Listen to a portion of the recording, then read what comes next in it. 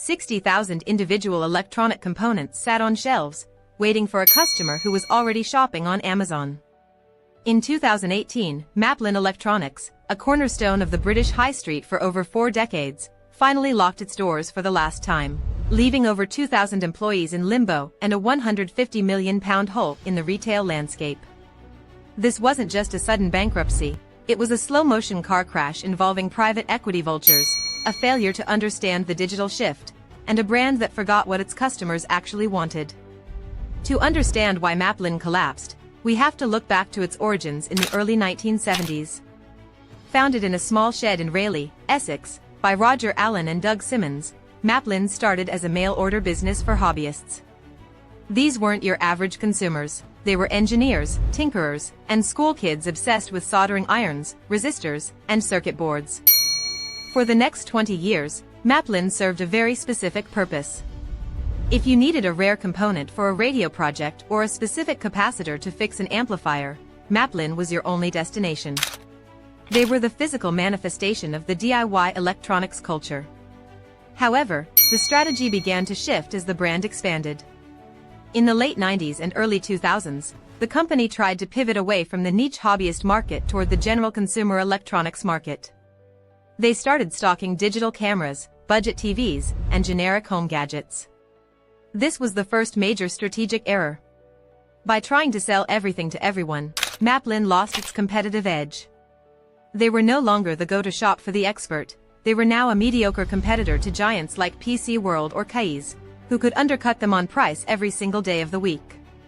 In 2014, the private equity firm Rutland Partners acquired Maplin for roughly £85 million.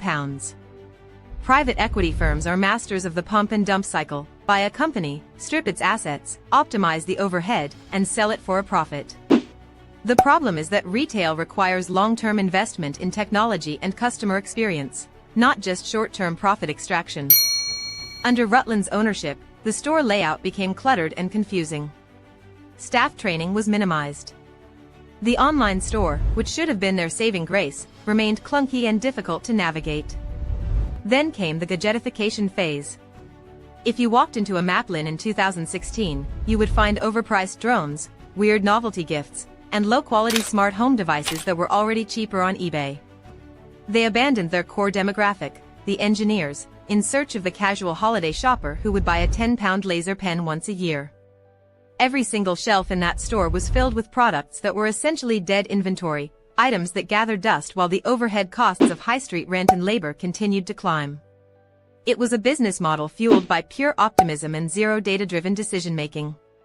Let's pause for a second. They were spending millions on warehouse inventory while their customer base was literally building their own better versions of those products at home for a fraction of the cost. The disconnect was absolute.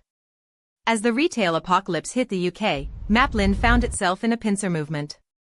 On one side, online retailers like Amazon and Mouser Electronics offered millions of components at wholesale prices with next-day delivery. On the other side, the rise of Arduino and Raspberry Pi meant that younger generations were no longer buying discrete components, they were buying integrated boards. Maplin refused to adapt its stock effectively. They held on to the box shifter model when they should have been a community hub or a specialist service center. By 2017, the financial cracks were turning into canyons. The company reported a significant loss, and trade credit insurance, the lifeblood of any retailer, was pulled. When you lose credit insurance, you can't buy new stock. When you can't buy new stock, the shelves go empty. When the shelves go empty, the customers stop coming. It is a death spiral that, once started, is nearly impossible to stop. Management tried a last-ditch effort: the concept stores.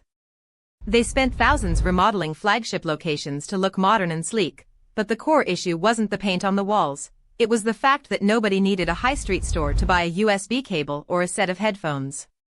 The overheads of maintaining a physical presence in expensive city centers proved to be the final anchor dragging the ship to the bottom of the ocean. On February 28, 2018, the news broke. Maplin had officially entered administration. The shock was felt across the UK, not just because of the job losses, but because an entire generation of electronics hobbyists had lost their third place, that spot where you could walk in and find exactly what you needed to bring a project to life. It was a failure of corporate vision. They had the brand recognition, they had the history, and they had the customer loyalty. They squandered it by chasing cheap margins and ignoring the evolution of their own audience. When we look at the ruins of Maplin today, we aren't just looking at a failed business. We are looking at a masterclass in how to dismantle a successful niche brand by forcing it into the mold of a general retailer. The £150 million loss wasn't just money, it was the death of a hobbyist culture that they helped build. They were a company that sold the building blocks of the future, but they themselves couldn't figure out how to build a future for their own business. If this deep dive into the corporate collapse of Maplin left you questioning how other brands are failing right now, you need to watch our breakdown of why department stores are dying in the age of Amazon. The lessons there are even more brutal. But before you go, be honest with me, did you ever buy a component from a Maplin store, or were you already buying everything online by 2010? Drop your answer in the comments. I really want to see if the hobbyist spirit is still alive out there.